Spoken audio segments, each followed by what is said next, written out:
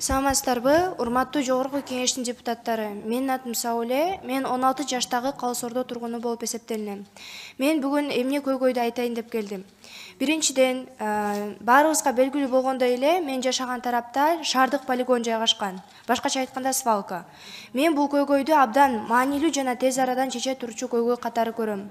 Анткени ошол жактын тургуну катары мен ал жактагы көйгөйдү жакшы билем жана көрөм. Түтүн тынбай күйүп турат. Жана 5 мүнөткө дүкөнгө чыгып келген мөөнөттө сен өзүңдүн кийимиңди кадимкидей ыршыттанып калганын байкайсың.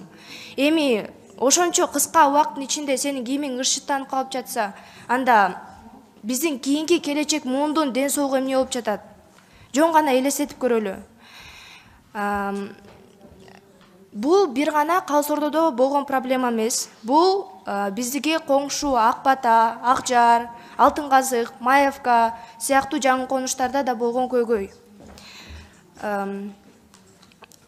Мен эмне сунуштап кетмек элем? Ушул баарыбызга зыянын тийгизип турган свалканын ордуна биз кайра иштеп чыгаруучу завод куруп койсок болот. Бул бир гана бизге таза абаны, чын ден соолукту гана камсыз кылбастан бизге бул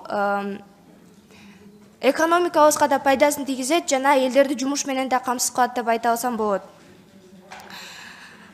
Биз баарыбыз билгендей эле пластик 400-700 жылда араң чирийт. Жана ал өрттөнгөндө андан аябагандай зыян заттар бөлүнүп чыгарылат.